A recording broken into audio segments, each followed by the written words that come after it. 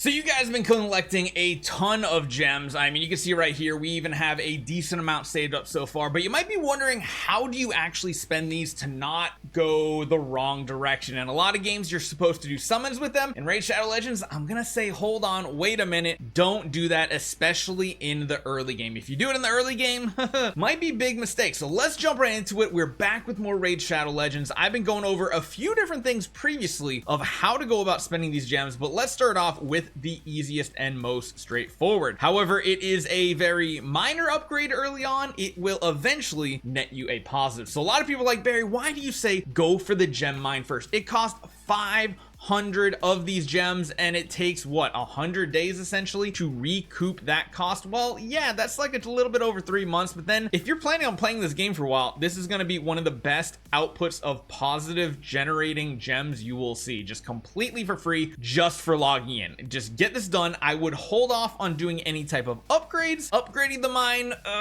it's not, I mean, it's debatable. It really just depends on how long you think you're going to be playing the game. The first one though is a not too long time period for you guys to recoup it and then end up in the positive. So number one, get that mine unlocked. Hold up, click the link down in the description right now to get your free annex as well as one epic hero as you level up. All you have to do is log out of your Plarium Play on PC and uninstall. Click the link down in the description and register with a brand new email. Launch raid, complete the tutorial, and go to your inbox to claim your first champion. Here we go. You'll find annex right here as well as Mausoleum Mage as soon as you hit level 15. This is an amazing account start in Raid, so make sure you guys click the link and follow the steps.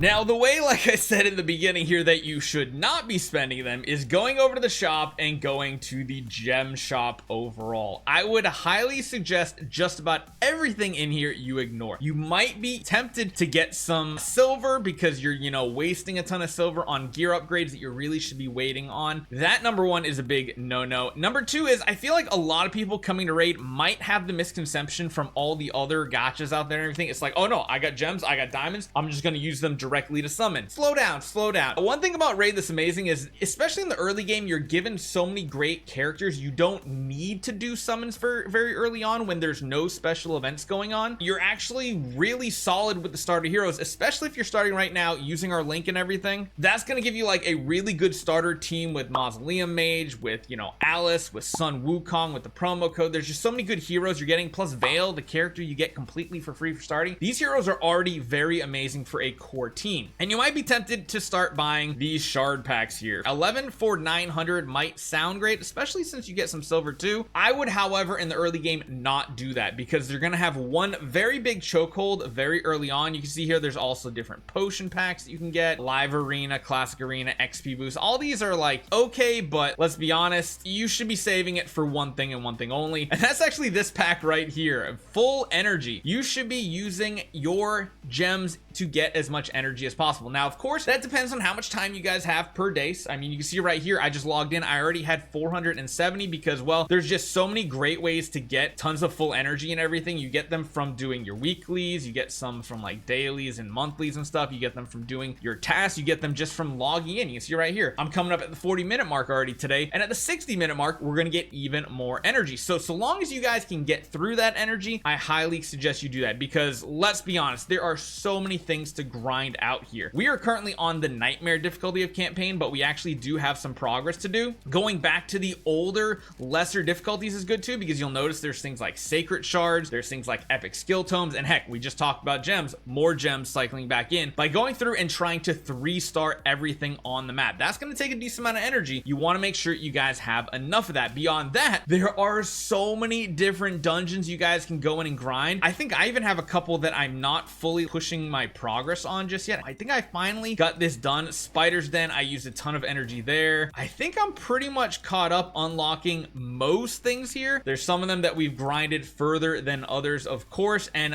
remember, some of these unlock at different times, so you have to wait and find the right time. But really, the best way to be spending these gems here is going for full energy. Using it for as much energy as possible is going to be one of the best ways to go about it. Now, a place I haven't talked too much about in our videos is the Guardian Ring. Unlocking a couple extra slots is not the worst thing in the world, because of course you need to level up your champions, and a lot of times you don't want to spend your energy that you're normally doing battles on to power level your heroes up, and you don't also want to feed all of your heroes to your other heroes, because you know that is an option in the tavern. You can just, like, you know, oh look, I want to level up hero, instant upgrade, feed everything. You don't always want to do that. That's not something that is great. So I took the time and actually upgrade a couple different slots here so that I could have 3 heroes going. I've seen some people go even further, all the way up to 5 slots, so that they're always upgrading 5 heroes at a time. Just remember, there is a timer on this. You have to be in game, so every once in a while, maybe like every hour or so, I usually jump in game, just check to see what's going on in the Guardian Ring, make sure I get those levels up, because again, this is another great way to spend some of your gems if you're looking to help power up your team and also just create food ready to go to upgrade other heroes. Now, another option you can do, although I don't necessarily recommend it, but it is an option, and I did do it for one of my characters. My main carry on this account, I think, is going to be Alice. She's such a great starter hero, and hopefully you guys are already playing by the time you see this, but there's a whole masteries tree to unlock. This does a lot of stuff for your character. You can see it has things such as crit rate, crit damage, increased damage against shielded targets. You got some really good ones down the bottom, like increased damage inflicted in arena and siege battles. You have other ones that are increasing damage inflicted by this champion